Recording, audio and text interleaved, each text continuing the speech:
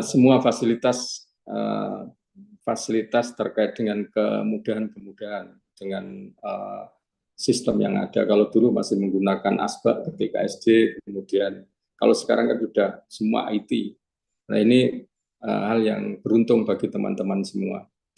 Akan tetapi persoalan ini merupakan memori bagi kita, jadi kenangan. Jadi makanya kita pada saat ini adalah kalau usia 60-an ke atas sampai 70 itu adalah sudah merupakan memori-memori pada saat itu. Jadi kalau golden memories berarti memori emas bagi kita yang berusia itu. Nah, ini sudah nanti untuk menjemput tahun 2024 yaitu 2024 sampai tahun 2045 kita sudah menjadi generasi emas yang akan datang. Jadi ini suatu kelebihan bagi teman-teman semua. Kita akan mengenalkan terkait dengan orientasi, sudah barang tentu kita kenalkan dulu. Saya akan mengenalkan terkait dengan struktur pemerintahan di Kabupaten Rembang.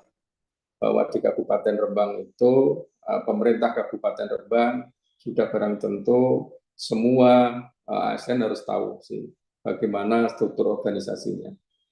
Jadi struktur pemerintah kabupaten itu ada DPRD, kemudian ada bupati, dan DPRD itu nanti tugasnya apa, semua sudah tahu. Kemudian kalau terkait dengan struktur pemerintah daerah yang terkait dengan pemerintahan, kalau DPRD sebagai lembaga legislatif, yang mana adalah untuk membuat program hukum dan terkait dengan pengawasan, sistem pengawasan terhadap keuangan daerah dan perencanaan keuangan. Sudah barang tentu kalau yang namanya pemerintah daerah putus ya. Oke. Bisa didengar ya? Bisa ya?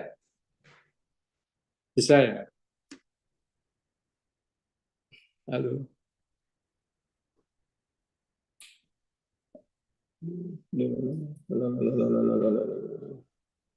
Ini apa ini? Coba, halo, ya dikeluarkan dulu ya, nanti ya.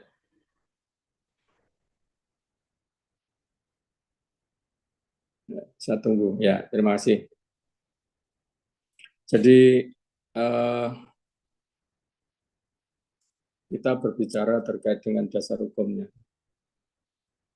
Jadi pemerintah daerah itu nanti saya kenalkan bahwa pemerintah daerah terdiri dipimpin oleh seorang bupati dan wakil bupati, dan kemudian dibantu sekretaris daerah, dan sekretaris daerah itu di bawahnya ada asisten, kemudian dan ada kabak-kabak. Ya. Kemudian setelah itu bupati akan dibantu oleh dinas-dinas.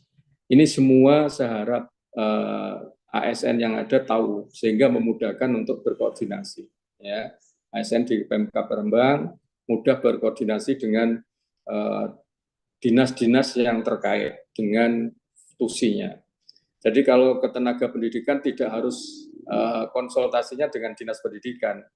Kalau mungkin kepingin terkait dengan masalah pengembangan karir, bisa nanti konsultasi di BKD. BKD itu adalah lembaga yang mempunyai wewenang terkait dengan masalah pengembangan karir pegawai, kemudian terkait mempersiapkan administrasi, mutasi, dan istilahnya pemberhentian pegawai.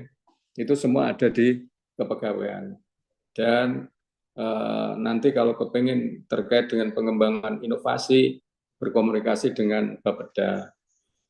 Jadi kalau berbicara dengan sosial, maka dinas sosial yang menangani tentang sosial. Kalau ada apa-apa persoalan, kemudian bisa berkomunikasi langsung dengan dinas-dinas sosial yang tugasnya adalah menyelesaikan persoalan, membantu bupati dalam rangka menyelesaikan persoalan sosial termasuk perundungan anak, kemudian terkait dengan masalah pernikahan dini dan sebagainya. Itu nanti semua ada ditangani di dinas sosial dan termasuk terkait dengan masalah kebijakan-kebijakan sosial yang menjadi kewenangan pemerintah kabupaten.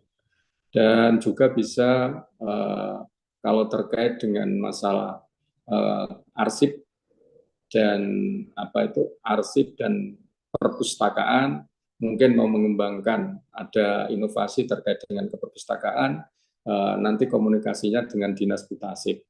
Ini yang nanti menjadi mitra-mitra dari Bapak Ibu sekalian selaku tenaga kependidikan. Kemudian kita kembali kepada orientasi di pagi hari ini, yaitu next selanjutnya dasar hukum, bahwa dasar hukum di dalam Undang-Undang Kepegawaian adalah Undang-Undang Nomor 20 Tahun 2023 tentang Aparatur Sipil Negara dan Peraturan Pemerintah Nomor 49 Tahun 2018 tentang Manajemen Pegawai Pemerintah dengan Perjanjian Kinerja.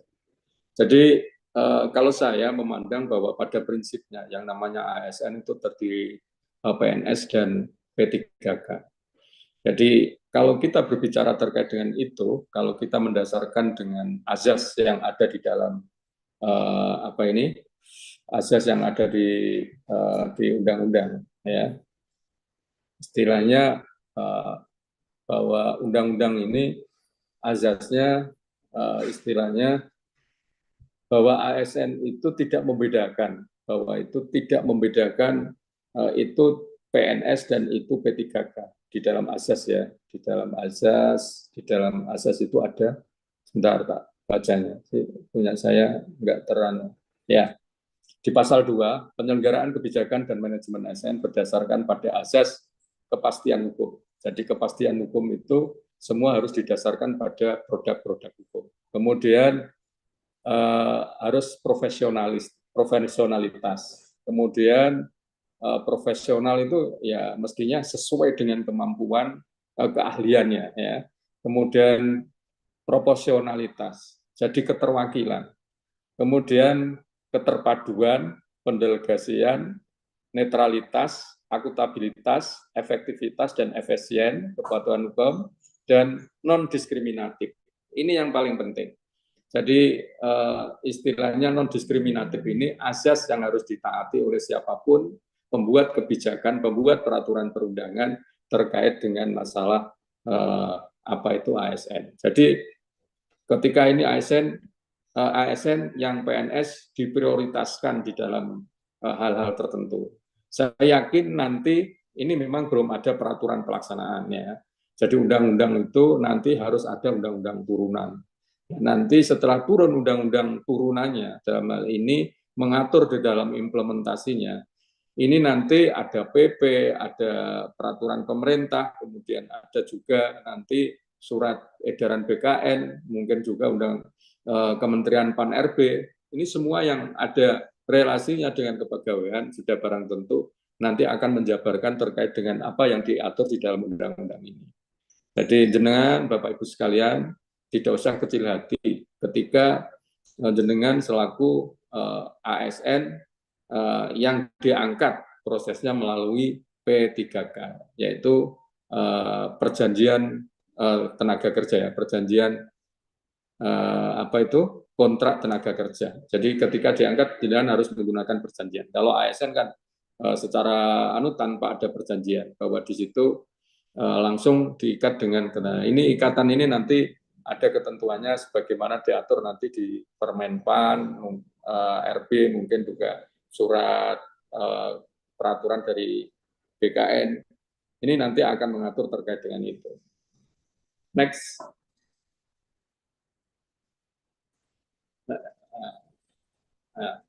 Pegawai ASN tadi saya sampaikan pegawai negeri sipil dan PPK, yaitu P3K yang paling mudah disingkat P3K. Ini yang menjadi dasar landasan seorang pegawai itu proses pengangkatannya itu melalui pegawai negeri sipil yang ketentuannya berbeda dengan P3K. Kalau P3K ini adalah melalui kontrak, kalau pegawai sipil tanpa melalui kontrak. Jadi langsung diangkat dengan waktu usia pensiunnya sudah jelas. Jadi semenjak diangkat minimal umur sekian dan pensiun atau purna sesuai dengan ketentuan. Kalau tenaga fungsional sudah barang tentu, maka purnanya adalah di usia 60 tahun sesuai dengan kapasitas atau kemampuan di fungsional tingkatan-tingkatan fungsional yang ada. Kalau P3K memang pengangkatannya dengan melalui proses kontrak kerja, sehingga dikontrak dengan berapa tahun. Tapi di dalam undang-undang tadi sudah saya jelaskan bahwa tidak ada yang namanya diskriminasi. Ya. Semua harus berdasarkan adanya kepastian hukum. Jadi P3K pun dia Bapak Ibu sekalian diangkat dengan kepastian hukum. Ada hukum atau aturan yang mengatur terkait dengan masalah P3K itu sendiri. Jadi nggak usah khawatir, nggak usah ragu terkait dengan itu. Next. Next.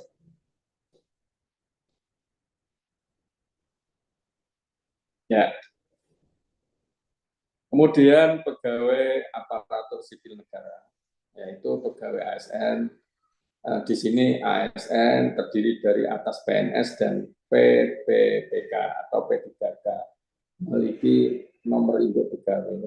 Jadi sama-sama tidak ada ASN, semua ASN, PNS maupun P3K semua mempunyai nomor induk pegawai, yang mana nomor induk pegawai itu dikeluarkan dari BKN, Badan Kepegawaian Negara, kemudian berdukan sebagai unsur aparatur negara, kemudian melaksanakan kebijakan yang ditetapkan oleh pimpinan instansi pemerintah.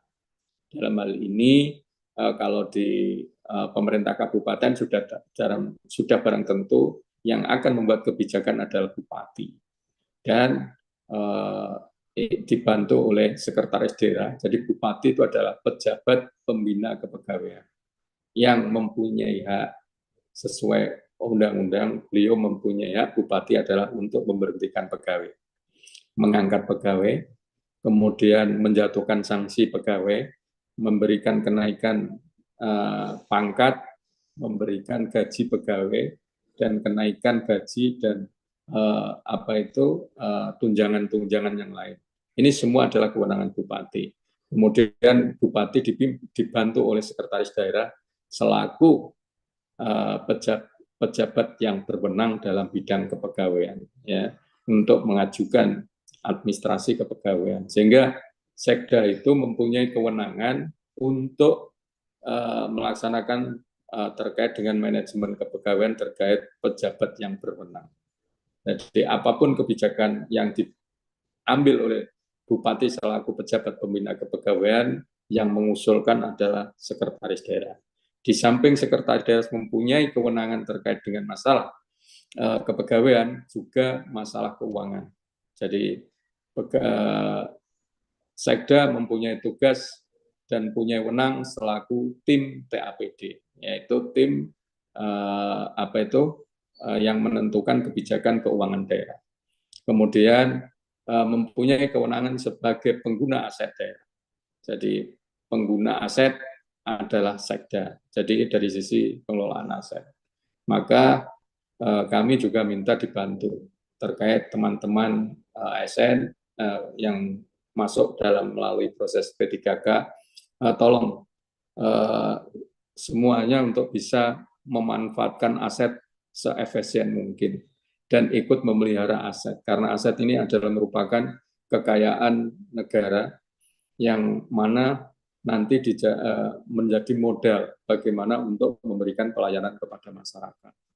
Maka harus ikut membantu untuk mengefektifkan dan mengefisiensikan terkait dengan penggunaan aset dan menjaga keawatan aset juga. Kemudian melaksanakan kebijakan yang ditetapkan oleh pimpinan tadi sudah. Kemudian selanjutnya ada bebas dari pengaruh dan intervensi semua golongan dan partai politik. Ini yang paling penting, 5 tahun sekali bahwa ASN ini terdiri dari tadi PNS dan P3K atau PPPK, yang mana di dalam praktek pelaksanaannya kita itu mempunyai hak pilih, ya, mempunyai hak pilih. Beda dengan TNI Polri bahwa jelas yang bersangkutan tidak diberi hak untuk memilih. Hanya keluarganya saja yang mempunyai hak untuk memilih pimpinan pemerintahan di dalam istilahnya pesta demokrasi. Tapi kalau ASN ini masih mempunyai hak pilih, tapi harus netral. Ini yang paling berat. Dan pesan saya harus hati-hati. Ketika sudah berpihak, maka ketika ketahuan, maka akan dikenakan sanksi. Dan sanksinya nggak sepele ya, nggak istilahnya nggak ringan maksudnya, bahwa sanksinya itu adalah bisa sampai pemberhentian pegawai dengan tidak hormat. Nah, jadi kalau harapan saya, kalau teman-teman ini masih benar-benar mau mengabdi kepada pemerintah, kepada negara, untuk mencerdaskan anak bangsa, ya tolong ditaati sih aturan atau norma yang ada. Kita harus netral, kita nggak boleh berpihak, kita boleh memilih, kan begitu. Nah, dalam arti larangan-larangan yang terkait dengan masalah pilkada, ini kan sudah masa pilkada ya. Kalau kemarin kan pilpres, ini pilkada, pilpres dan pileg, ini pilkada.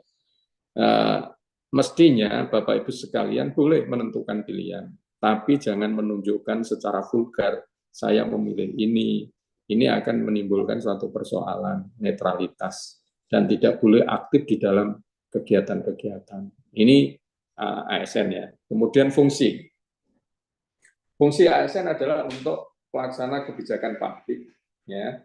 Kemudian pelayanan dan pelayan publik dan perekat dan pemersatu bangsa.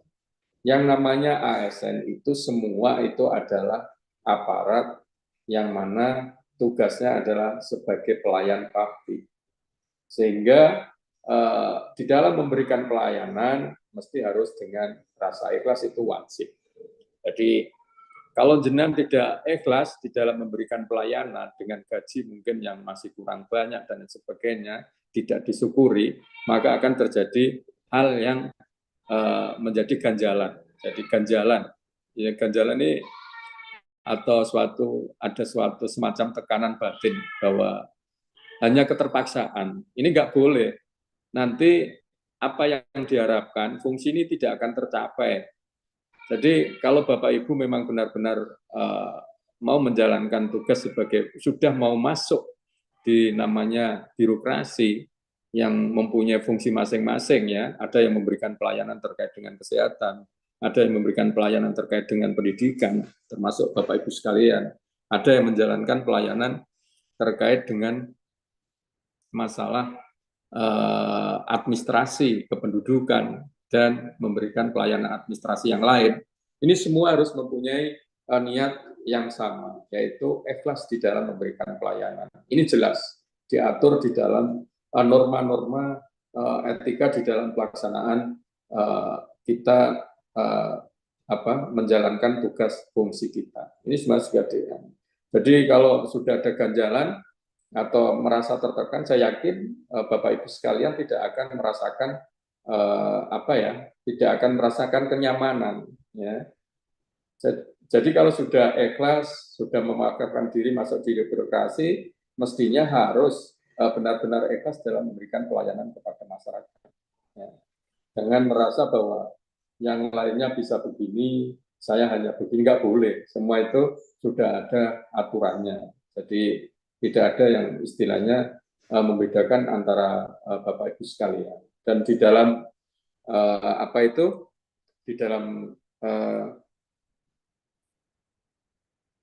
di dalam aturan itu ada core value ya, core value ASN berakhlak. Ini norma yang patut dilaksanakan dan bagus untuk dilaksanakan oleh semua ASN.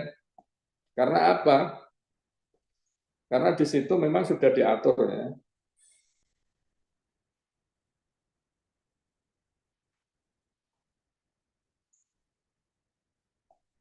Bahwa di situ norma-norma baik yang istilahnya bisa digunakan untuk melaksanakan tugas. Jadi batasan-batasan itu, norma itu kan kaidah, mengatur gerak langkah kita. Itu memang ini kewajiban bagi semua ASN.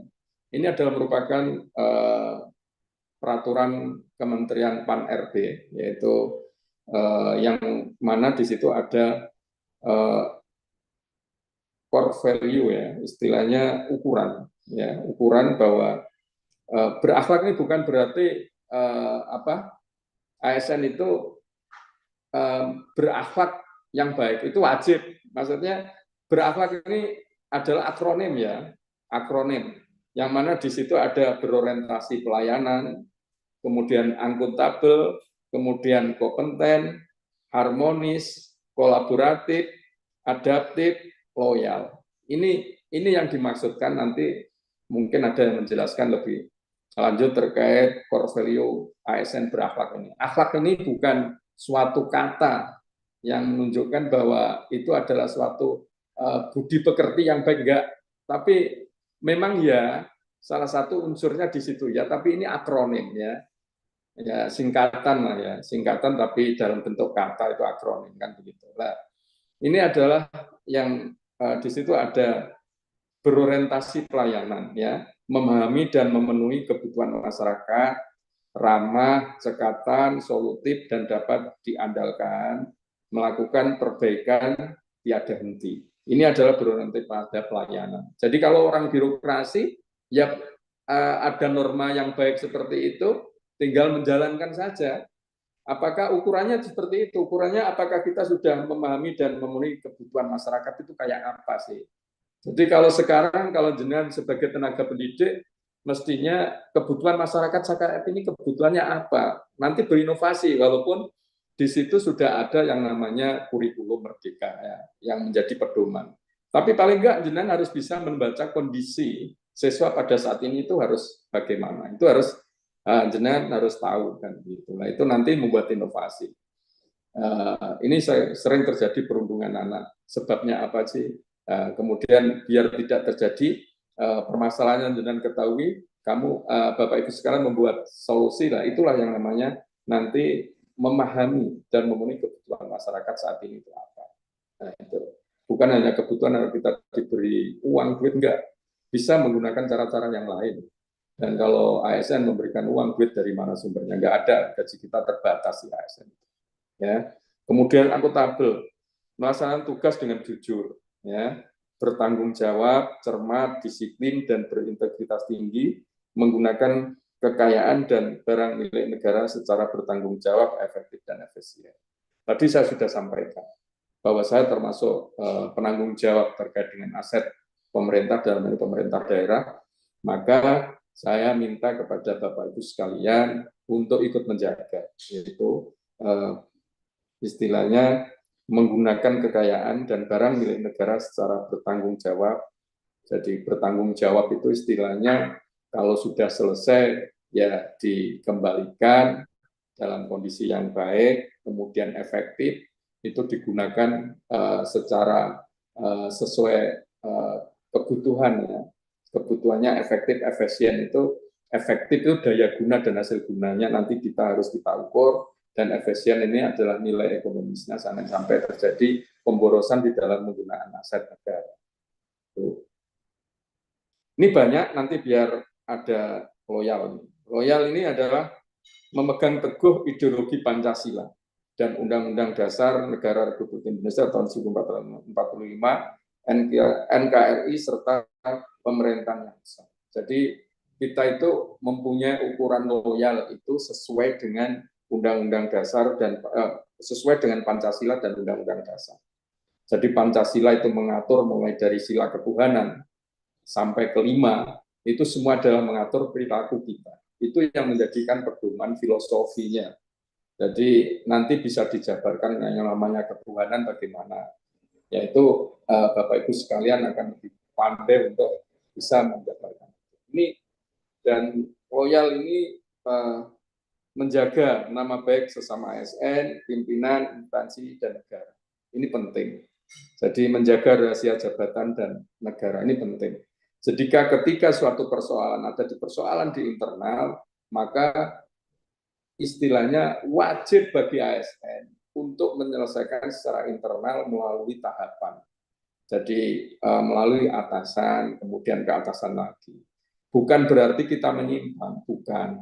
Kalau persoalan itu sifatnya bisa diselesaikan secara internal. Karena persoalan ini nanti belum tentu persoalan ini akan menyelesaikan persoalan dengan baik. Dalam arti, kalau itu dikeluarkan justru akan menimbulkan suatu permasalahan dan membuat ketidaknyamanan dari teman-teman yang lain. Ya. Jadi istilahnya teman sejawat ini saling menjaga. Apalagi jenengan sebagai tenaga pendidik, itu adalah mempunyai kelompok yang namanya PGRI.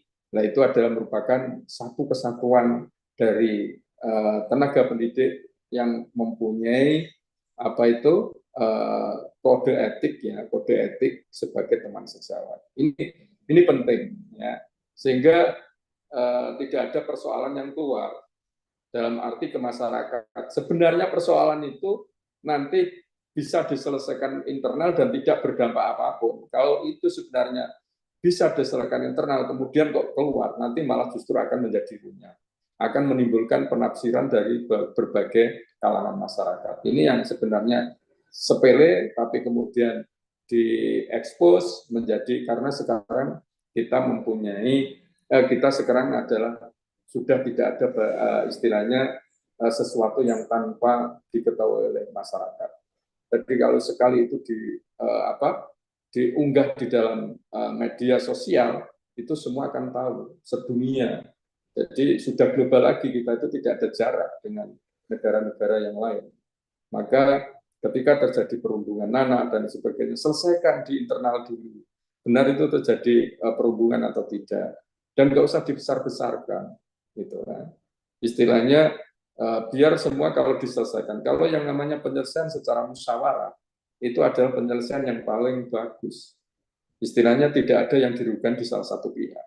Ini kalau sudah mulai penyelesaian dengan penyelesaian hukum, selamanya tidak akan ada, istilahnya penyelesaian ini tidak akan ada yang terima. Yang namanya penyelesaian hukum biasanya karena terpaksa, jadi tidak kesadaran dari masing-masing pihak.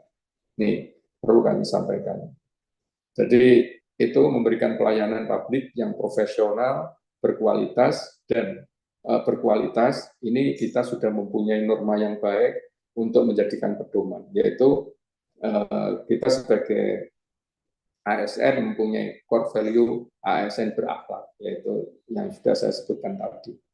Kemudian peran ASN ada sebagai perencana, pelaksana, dan pengawas penyelenggaraan tugas umum pemerintahan dan pembangunan nasional melalui pelaksanaan kebijakan dan pelayanan publik yang profesional, bebas dari intervensi politik, serta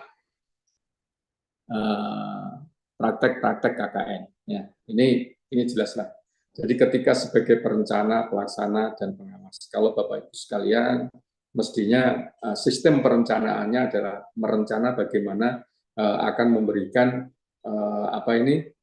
memberikan pelajaran kepada anak didik dengan tahapan-tahapan sesuai dengan metode yang sudah Bapak Ibu sekalian miliki dan berpedoman kepada istilahnya kurikulum merdeka. Ini adalah perencanaan dari situ. Mesti ada unsur setiap menjalankan tugas sebagai ASN, pasti ada perencanaan. Kemudian ada pelaksanaan. Kemudian ketika melaksanakan suatu pengajaran atau mengajar di dalam kelas maupun di luar kelas, mesti sudah harus berpegang kepada metode yang memang dimiliki. Jadi jangan sampai tidak menggunakan metode dan tidak direncanakan dengan baik. Nanti hasilnya pasti ketika dievaluasi ada tidak baik. Kemudian melakukan evaluasi. Ini jelaslah, ini suatu rangkaian yang harus dijalankan seorang pegawai negeri sipil maupun sebagai PPK itu tadi. Next. Lanjut. Ya. Kalau mekanisme pengangkatan PPK ini kan sudah lewat. Itu nggak perlu bagi saya, kan dengan Bapak Ibu sekalian kan sudah diangkat. Sudahlah, urusan itu sudah selesai. Bahwa dari pengangkatan sudah selesai. Next. Lanjut. Nah, kemudian kalau pengangkatan PPPK itu diatur di dalam PP nomor 9 tahun 2018. Pelamar PPPK yang dinyatakan lulus seleksi sebagaimana dimaksud dalam pasal 28 wajib menyerahkan kelengkapan administrasi kepada PYB. PYB itu ada sekretaris daerah, ya, pejabat yang berwenang untuk ditetapkan pengangkatannya sebagai PK. Ini juga sudah selesai dilakukan. Semua kan sudah diangkat sesuai dengan NIP dan surat keputusan yang sudah ditandatangani oleh Bupati. PYB Saudara menyampaikan kelengkapan ini sebagaimana dimaksud pada ayat 1 kepada Kepala BKN untuk dimasukkan. Nah, ini sudah lanjutnya.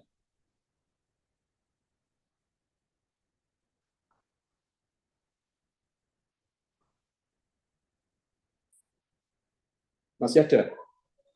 Sudah selesai atau masih ada ya?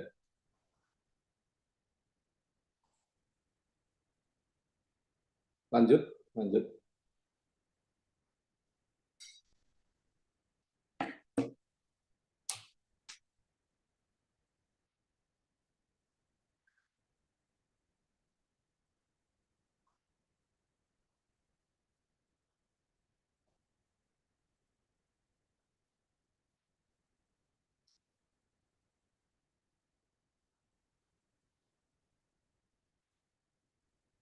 Ada lanjutnya enggak? Nah, dan kewajiban. Ya, nah ini yang perlu. Jadi hak dan kewajiban ASN bisa dianu enggak?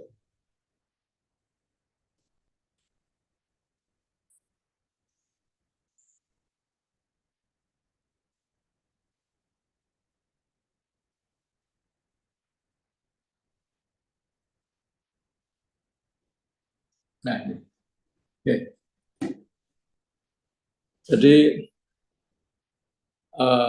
pegawai ASN yang terdiri dari ASN adalah PNS dan PPK itu mempunyai hak yang sama, yaitu hak memperoleh penghasilan, hak memperoleh penghargaan yang bersifat material. Jadi kemudian mempunyai hak untuk mendapatkan tunjangan dan fasilitas, kemudian mempunyai hak jaminan sosial, mempunyai hak lingkungan kerja, mempunyai hak pengembangan diri dan bantuan hukum. Maksudnya begini, hak ini adalah sesuatu yang bisa dipertahankan di mana saja, kapan saja.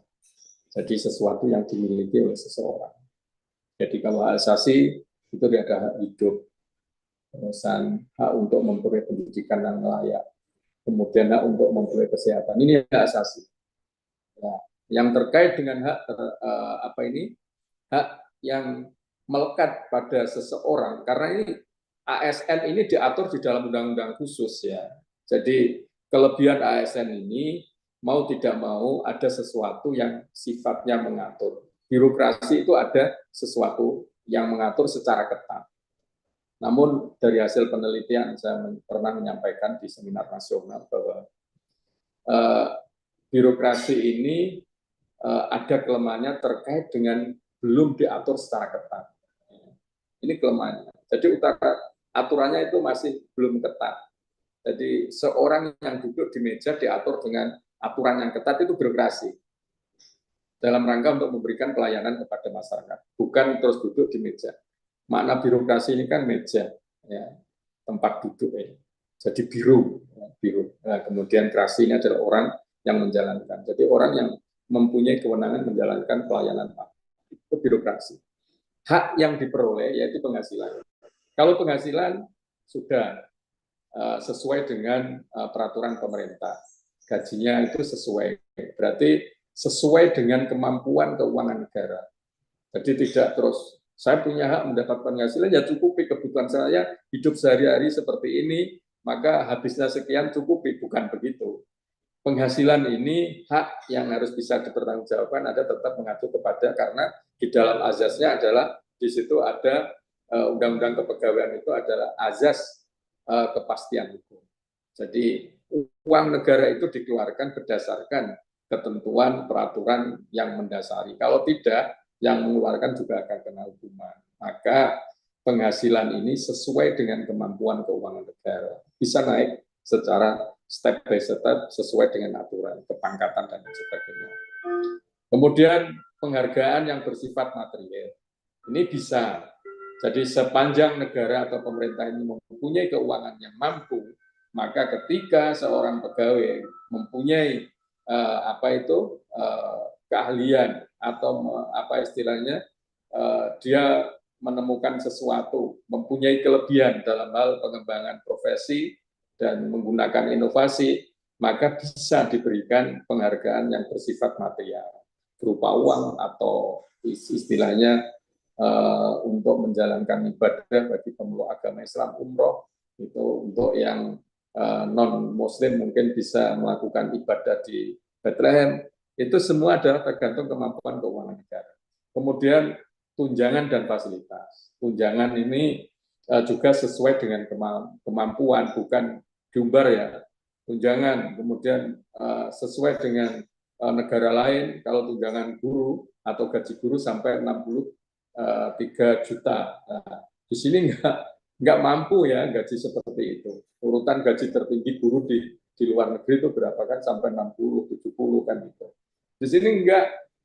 Karena apa? Karena tingkat kehidupan di sini mungkin sudah diukur. Taruhlah kalau pegawai yang baru istilahnya belum punya anak dan masih single, istilahnya belum punya suami, itu cukuplah dengan belanja uang taruhlah 5 juta atau 4 juta. Itu kan. Berarti sudah diukur sesuai kemampuan.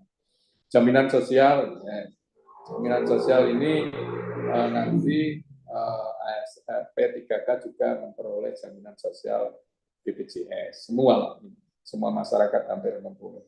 Kemudian lingkungan kerja. Lingkungan kerja ini makanya ketika ASN jangan sampai diasingkan.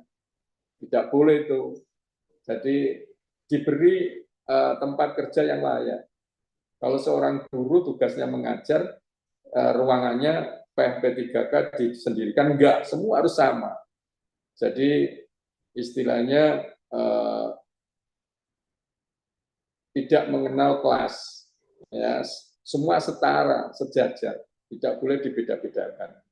Dan kalau sudah dianggap menjadi pegawai, maka semua dianggap sama kemampuannya, ya, sangat sama kemampuan. Tidak ada yang menyatakan bahwa pegawai ini bodoh, pegawai ini kurang cerdas, dan itu nggak boleh.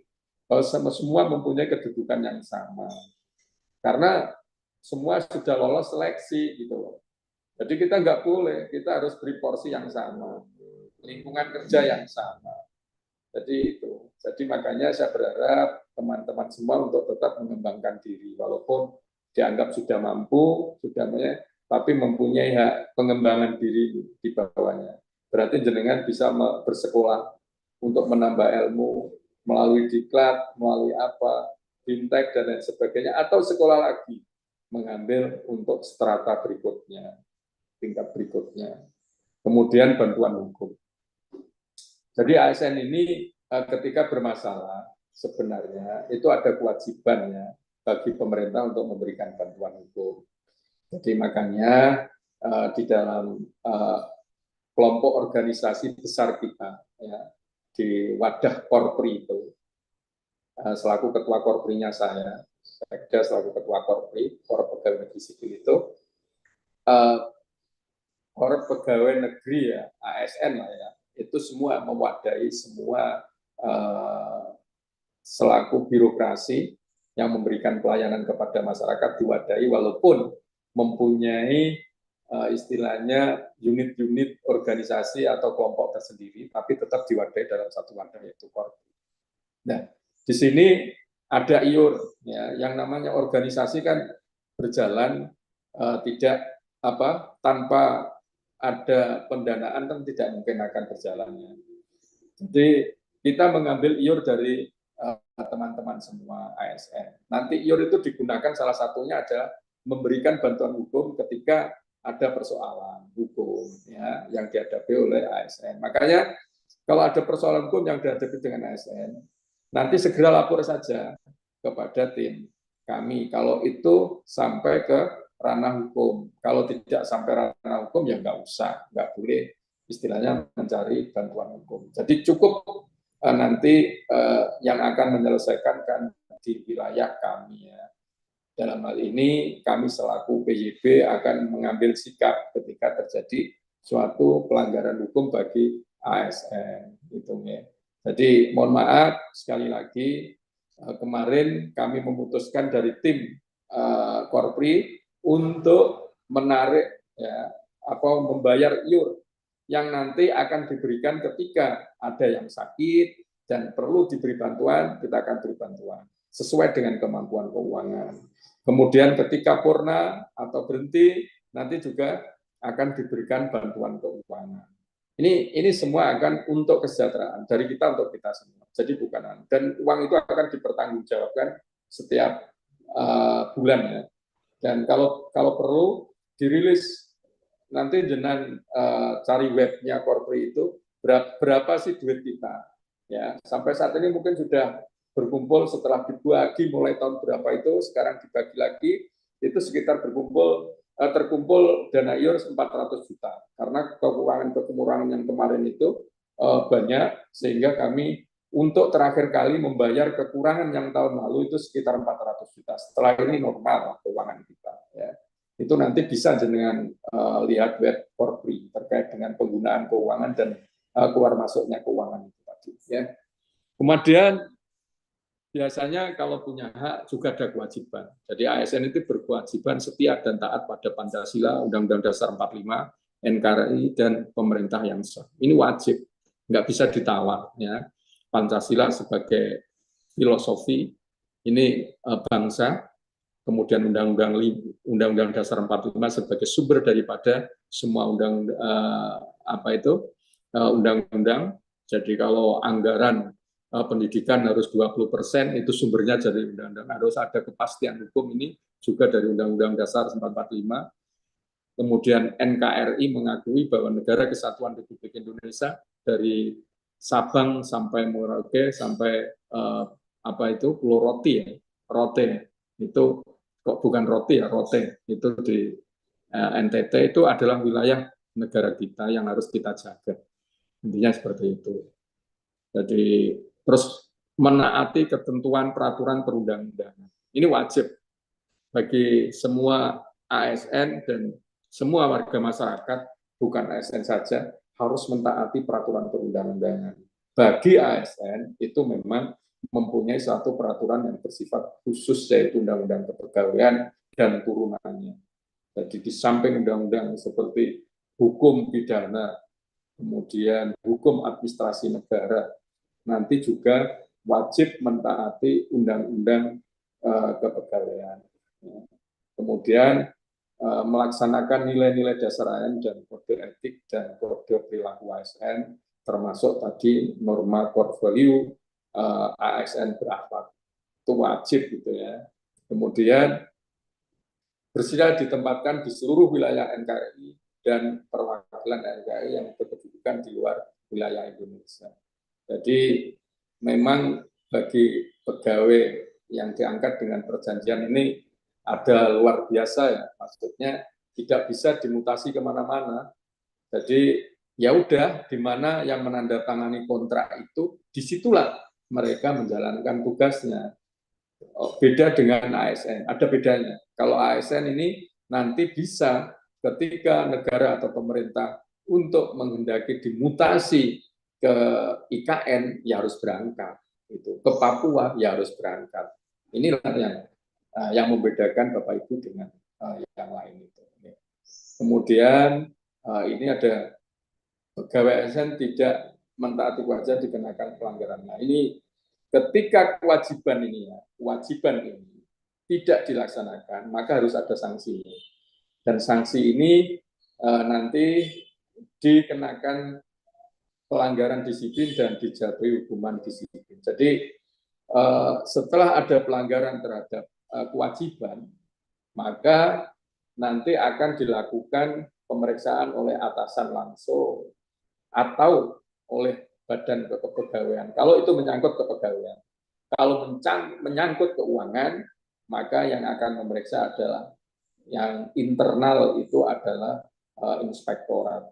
Ya, inspektorat adalah lembaga yang bertugas berwenang untuk membantu bupati melakukan pengawasan atas jalannya pemerintahan. Nah, itu inspektorat.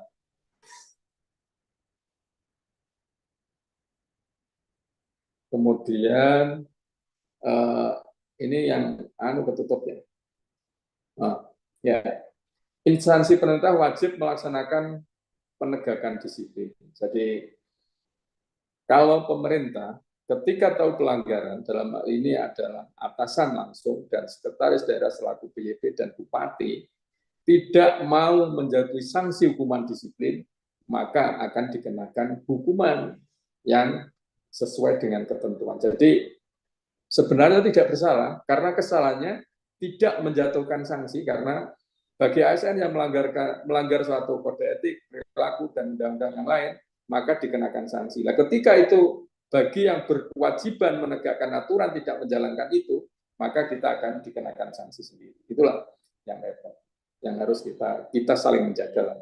Kalau bisa kita nggak usah lah main-main api di dalam pelanggaran disiplin pegawai, ya, termasuk main api di dalam korupsi dan lain sebagainya. Memang itu berat kita laksanakan, tapi harus kita jaga. Next, selanjutnya.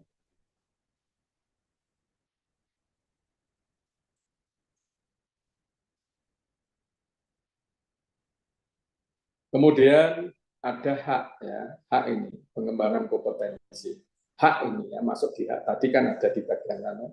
Setiap PPK memiliki kesempatan yang sama untuk diikut sertakan dalam pengembangan kompetensi paling lama 24 jam pelajaran dalam 1 tahun. Masa perjanjian kerja dalam hal terdapat keterbatasan kesempatan pengembangan kompetensi prioritas diberikan dengan memperhatikan hasil penilaian kinerja PPK yang bersangkutan. Jadi di dalam hak jenengan itu ada salah satunya adalah untuk mengembangkan diri itu melalui, yaitu mestinya dari dinasnya terkait atau dari badan kepegawaian itu memberikan fasilitas-fasilitas untuk menambah keilmuan dalam rangka pengembangan, ya istilah menambah keilmuan dalam rangka pengembangan dalam memberikan pelayanan, ya istilahnya biar biar di dalam memberikan pelayanan ini benar-benar sesuai dengan perkembangan zaman, ya. Karena ilmu yang diperoleh dari kuliah itu tidak semua bisa diterapkan, ya, langsung diterapkan. Jadi pengembangannya ada pada praktek. Jadi kalau prosentasenya ilmu yang didapat dari ilmu yang didapat di dalam perkuliahan itu hanya istilahnya 9% sampai 10%, taruhlah 15%. Tapi yang lain itu adalah pengembangan diri ketika sudah menjalani tugas atau praktek implementasi keilmuan di dalam menjalankan tugas-tugas kedinasan atau tugas-tugas yang lain atau praktek kerja yang lain. Itu baru bisa terimplementasi. Itu istilahnya itu yang akan menjadi modal Bapak Ibu sekalian. 15% itu modal dari kampus, ya. Kalau S1 kan modal dari kampus itu 9 atau 15%, ya. Kemudian yang sisanya yang berarti kalau 85% itu berarti pengembangan diri. Makanya diberi waktu istilah lama 24 jam pelajaran dalam 1 tahun, ya. Paling lama ya 24 jam pelajaran dalam 1 tahun masa perjanjian kerja. Ini paling enggak nanti kepala BKD atau dinas untuk memberikan untuk menganggarkan belanja untuk pengembangan terkait dengan kompetensi pendidikan secara bertahap, mestinya harus dilaksanakan. Dalam terdapat keterbatasan kesempatan pengembangan kompetensi prioritas diberikan dengan mempertahankan hasil penilaian kinerja PPK yang bersangkutan, PPK yang bersangkutan. Jadi sekarang itu yang namanya ASN itu kinerjanya diukur setiap bulan dan diukur nanti yang memberikan penilaian ada atasan langsung dan sekda selaku BCP. Nanti kalau kinerjanya tidak tercapai, nanti akan dipertanyakan dan diberi peringatan. Dan sampai nanti akan pada pemberhentian. Maka saya berharap kepada Bapak Ibu sekalian, teman-teman, yang mana ayolah bareng-bareng kita itu mengabdi kepada masyarakat, bekerja yang baik. Karena pekerjaan kita diukur dengan apa itu kompetensi, ya, pengembangan kompetensi dan prioritas dikembangkan dengan memperoleh hasil penilaian. Kita diukur dengan penilaian kinerja kita. Jadi nanti ukuran penilaian kinerja nanti akan dijelaskan dari teman-teman terkait dengan ukurannya itu ada apa saja, ada loyalitas, ada macam-macam itu nanti ukuran setiap bulannya dan kerjanya itu ada grafiknya nanti. Jadi semakin menurun apa semakin meningkat, mestinya harus semakin meningkat, nggak boleh menurun. Jadi tidak boleh bosan bekerja dan tidak boleh bosan berinovasi karena tanpa inovasi jenengan akan stagnan korbannya. Ya. Jadi itulah mestinya hasil yang diperoleh itu yang diukur nanti hasil yang akan diperoleh. Jadi kalau jenengan nanti nilai anak harus menjadi sekian harus bisa gitu.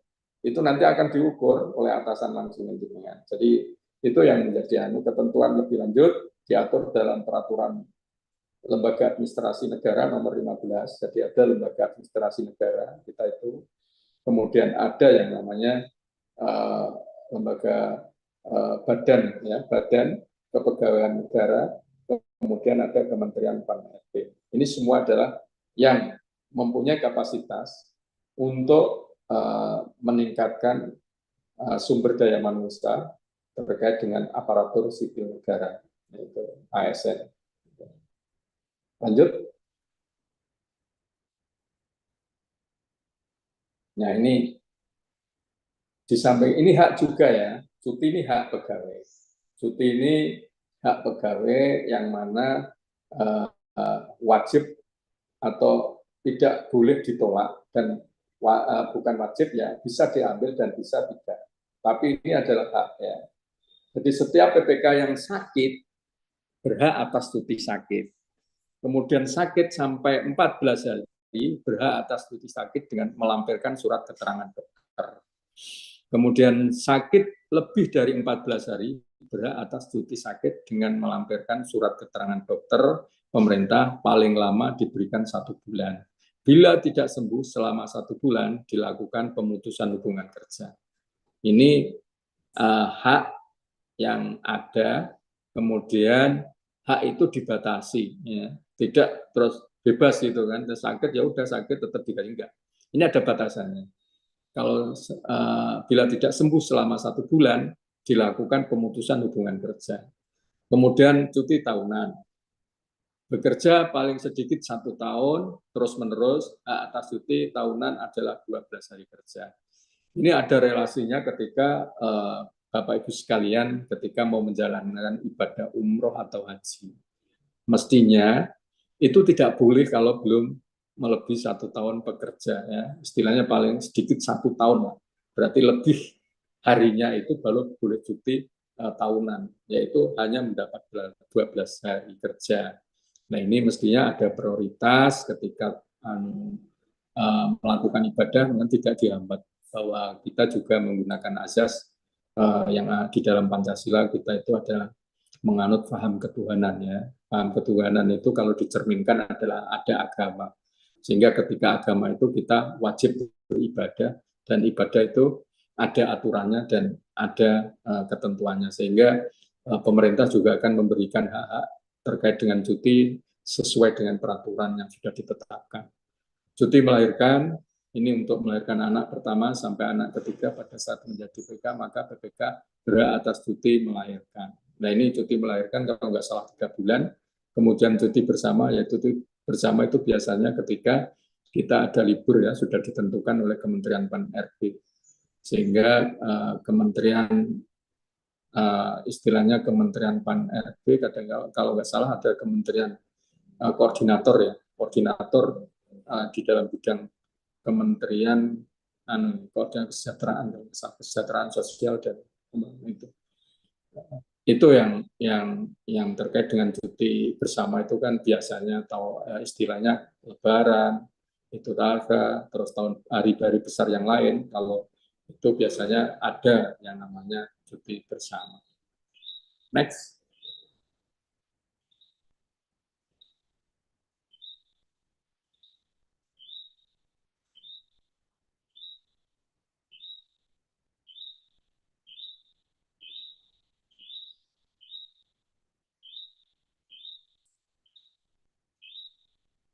Next, lanjut.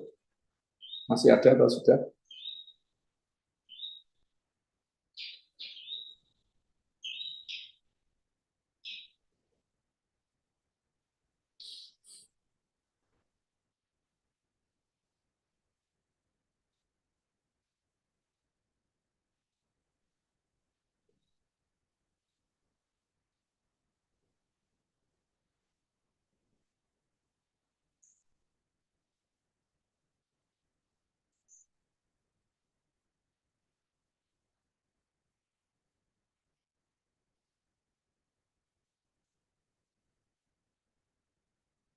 Ya, peraturan tertentu tentang cuti ibadah haji dan cuti sakit PPK SE Menpan nomor 14 tahun 2023. Cuti pelaksanaan ibadah haji, PPK diberikan cuti untuk pelaksanaan ibadah haji yang pertama kali.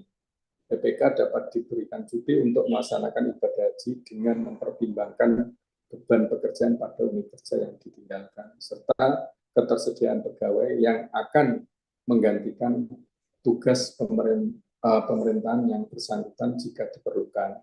Kemudian C, PPK yang melaksanakan ibadah haji akan memotong hak cuti tahunan.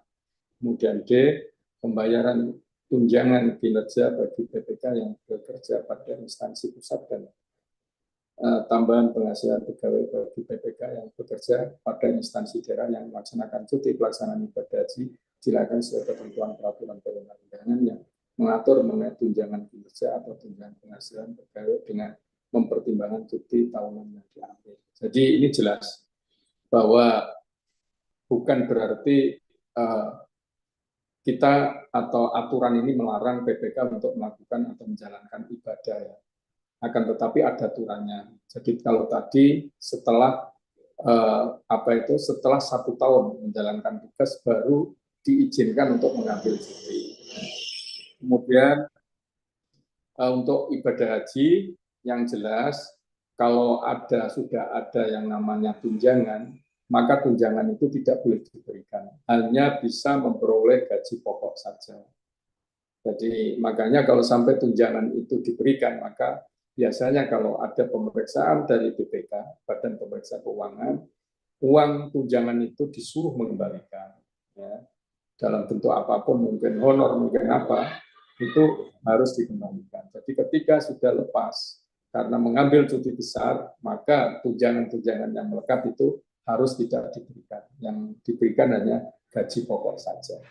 Lanjut. Cuti sakit bagi PPK yang sakit lebih dari 14 hari dapat diberikan cuti sakit untuk paling lama 1 bulan atau 30 hari kerja secara kumulatif yang dibuktikan dengan surat keterangan sakit dari dokter pemerintah atau unit pelayan kesehatan pemerintah. Jadi kalau sakit melebihi dari 14 hari, maka cuti sakit itu paling lama 1 bulan atau 30 hari kerja secara kumulatif yang dibuktikan dengan surat keterangan sakit dari dokter pemerintah atau unit pelayan kesehatan pemerintah. Ini yang kadang-kadang kita itu kurang begitu tegas ya, kadang-kadang masih ada belas kasihan, tapi sekarang ini sudah nggak bisa karena ada laporan kinerja. Jadi makanya kita sangat diawasi ketat oleh pemerintah atasan kita dari pemerintah pusat maupun dari daerah, sehingga ketika terjadi hal sedemikian, yang mau tidak mau aturan itu harus dilaksanakan dengan tegas. Cuti sakit selama 1 tahun atau selama 1 bulan atau 30 hari kerja kumulatif sebagaimana huruf A di atas diberikan 1 kali dalam 1 tahun. Jadi ya bukannya sakit hanya dibatasi 1 bulan, kalau bisa nggak sakit gitu loh. Jadi dalam 1 tahun itu kalau bisa nggak sakit. Kalau memang terjadi sakit, itu istilahnya hanya diberikan 1 bulan dalam kumulatif hitungan itulah. Tapi kalau sakit ini gimana? Nah, itu nanti kita lihatlah kebijakannya kayak apa. Nanti kita lihat. Kemudian dalam hal PPPK telah mendapatkan cuti sakit selama 1 bulan atau 30 hari kerja kumulatif dan telah masuk kerja. Namun PPK tersebut belum pulih dari sakitnya, maka PPK tersebut dapat diberikan kesempatan sekali lagi untuk mendapatkan cuti sakit 1 bulan 30 atau 30 hari kerja kumulatif. Jadi ini yang istilahnya bukan langsung 30 saja. Ketika sudah masuk, ya tapi jangan disiasati ya, aturan itu jangan disiasati. Kalau memang kondisi real seperti itu, kita memberikan lagi dalam hitungan 30 hari lagi perpanjangan untuk apa itu cuti sakit. Itu yang aturan yang ada seperti itu. Jadi semoga aja nggak ada yang sakit. Sakit itu nggak ada yang mau. Lanjut.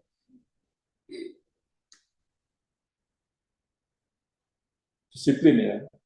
Untuk menjamin terpeliharanya tata tertib dan kelancaran pelaksanaan tugas PPK, wajib mematuhi disiplin PPK. Ya. Tadi sudah, kalau yang namanya disiplin pegawai itu nggak bisa ditawar lagi. Disiplin ini adalah mentaati semua ketentuan peraturan perundangan yang ada. Jadi kalau masalah masuk kerja harus disiplin. Kemudian kalau cuti ya harus ada surat cutinya. Ini disiplin. Dan berpakaian dan berperilaku ini disiplin. Nanti akan diukur dengan kode etik kalau tidak. Jadi sekarang itu baru ngetren aja terkait dengan masalah kode etik ya, moralitas. PPK yang melakukan pelanggaran disiplin jadi hukuman disiplin. Ini sudah menjadi prasyarat ya, dan kewajiban bagi PPK yang bagi pejabat yang berwenang itu mengetahui adanya pelanggaran disiplin dan itu perlu dijatuhi sanksi hukuman, maka wajib untuk dikenakan sanksi disiplin. Kemudian tata cara pengenaan sanksi disiplin bagi PPPK dilaksanakan sesuai dengan ketentuan peraturan perundangan. Jadi ini harus menganut azas kepastian hukum, bukan kok ngarang ya. Tidak boleh pejabat ngarang terkait dengan penjatuhan sanksi hukuman disiplin. Lanjut.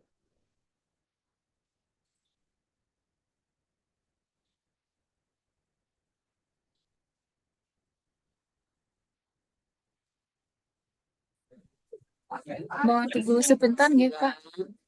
Ini ada kendala logout adminnya. Oh.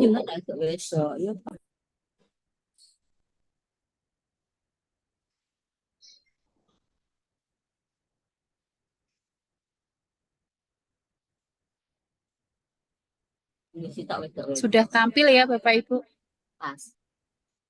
Sudah, tapi yang sudah dibaca tadi. Lanjut, lanjut, lanjut.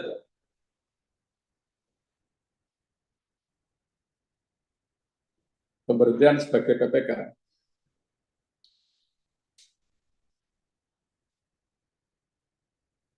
Ya, terima kasih. Jadi nanti kalau terkait dengan pemberhentiannya, yang akan memberhentikan ada bupati. Jadi nanti dari PYB, pejabat yang berwenang akan mengusulkan ketika ada proses pemberhentian. Pemberhentian ini bisa melalui atas permintaan sendiri. Kemudian apabila mengundurkan diri, terus pemberhentian dengan hormat dan melakukan istilahnya tidak ya. Jadi kita ada dua pemberhentian, atas pemerintahan sendiri dan tidak atas permintaan sendiri. Jadi kalau atas permintaan sendiri itu karena pengunduran diri. Jadi memang mengundurkan diri ya, karena mungkin tidak sesuai dengan apa ya istilahnya performanya. Walaupun Bapak Ibu berlatar pendidikan tapi performanya tidak sesuai, dalam arti saya nggak pas kalau saya menjadi seorang pengajar, saya lebih jadi tektokeran apa ya, seorang yang bekerja di bidang apa ini seperti tektok, mungkin yang lain ya, istilahnya apa itu yang sifatnya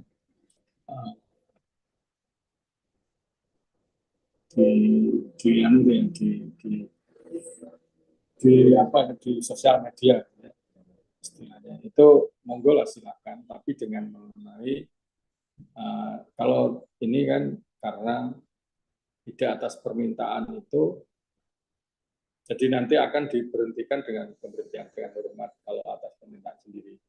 Karena apa?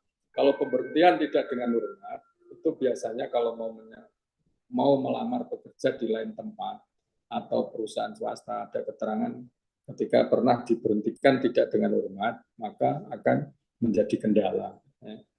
Kemudian tidak atas permintaan sendiri, yaitu meninggal dunia, mencapai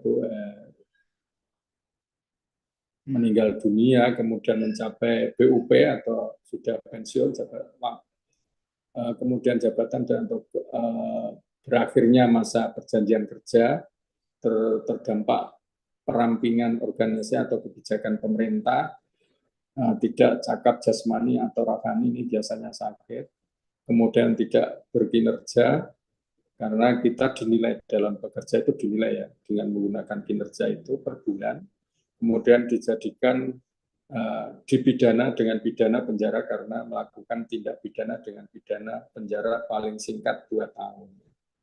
Ini nanti juga akan diberhentikan.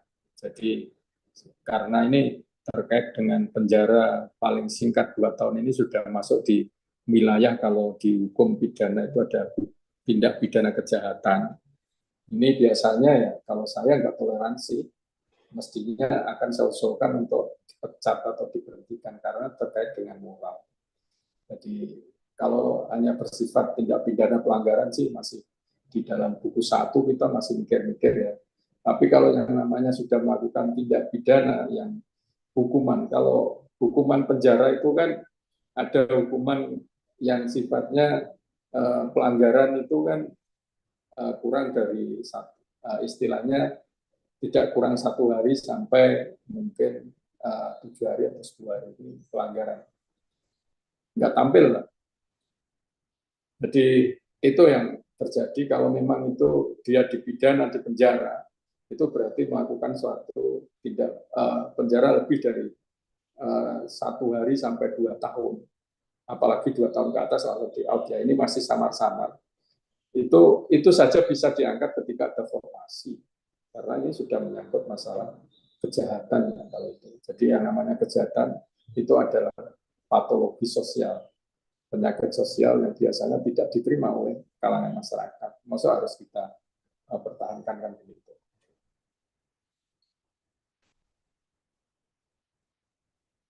Nggak kelihatan, Mbak, nggak muncul.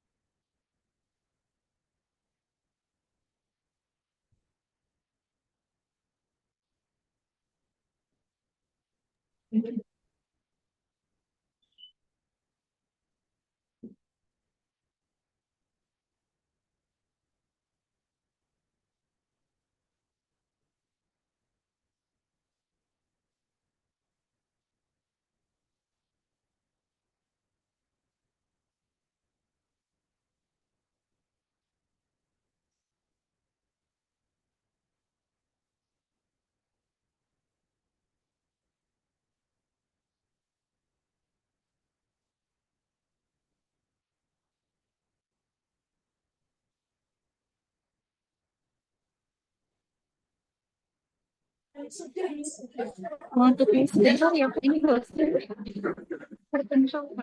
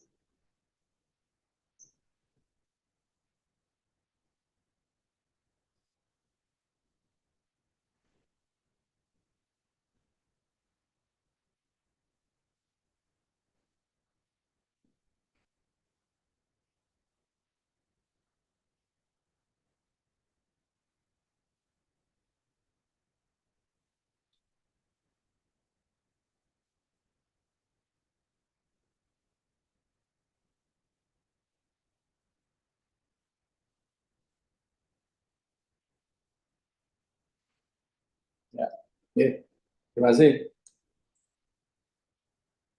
Ya, ya, kita lanjut ya.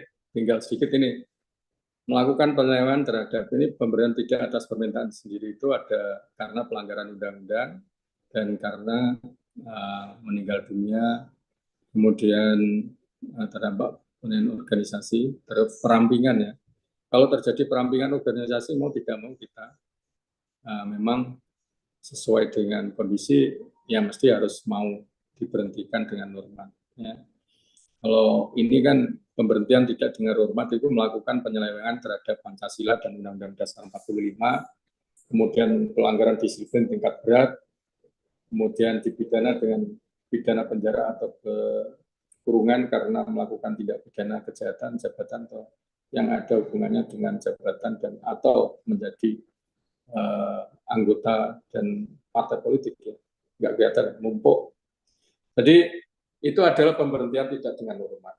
Kalau dipidana dengan pidana penjara karena melakukan tindak pidana dan pidana penjara paling singkat 2 tahun ini menjadi perdebatan ya, perdebatan. Makanya kalau saya menyampaikan bahwa birokrasi itu tidak diatur dengan aturan yang ketat, ini salah satu kelemahan karena masih terjadi overlapping.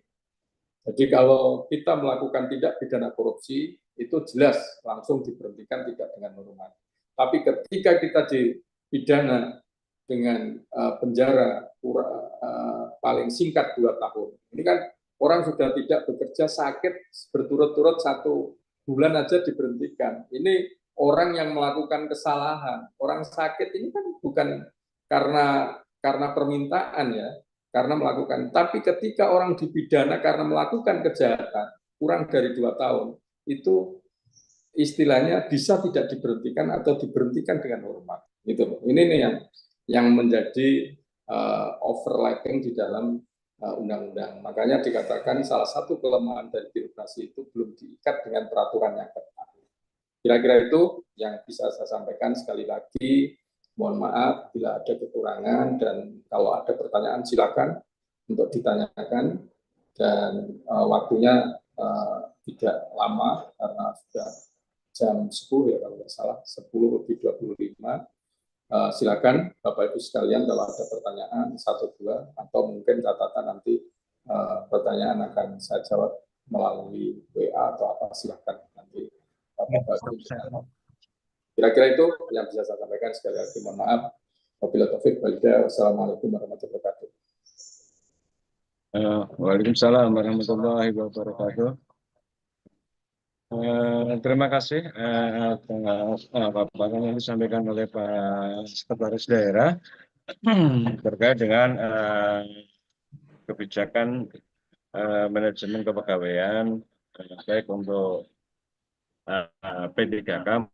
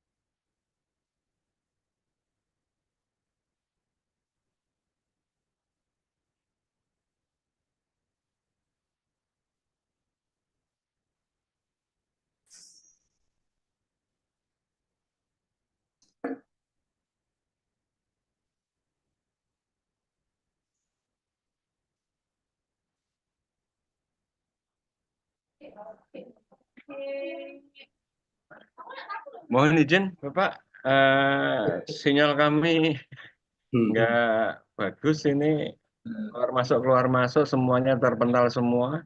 Oke. Nggih. Nggih. Dipun akhiri mawon, Pak. Nanti Nggih, kalau terima ada kasih. pertanyaan-pertanyaan Ya, nanti ya. lewat kami, nanti kami sampaikan kepada Pak Sekda. Terima kasih Pak Nur Terima Salam, kasih, dan saya terima kasih kepada teman-teman semua. Jadi saya berharap pesan saya, closing statement saya, teman-teman untuk bekerja sesuai dengan prosedur, terus berinovasi, istilahnya jangan sampai nilai kinerjanya per bulan, istilahnya bulannya semakin menurun, nanti akan berdampak pada penilaian berikutnya. Maka saya berharap Bapak Ibu sekalian, nanti kalau ada persoalan apapun segera sampaikan ke atasan. Kalau memang perlu disampaikan ke Pak Bupati atau ke kami, silakan, nggak apa-apa. Yang penting dalam arti kita untuk mencari penyelesaian yang terbaik di dalam memajukan pendidikan di Kabupaten Rembang.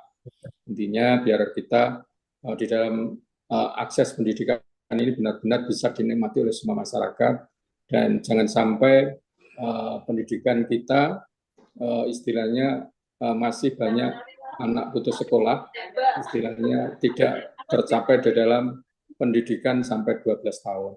Itu harapan dari kami, biar IPM kita meningkat, indeks pembangunan manusia salah satunya diukur dari tingkat pendidikan. Maka kami minta tolong untuk memotivasi semua warga yang ada di sekitarnya untuk mau belajar.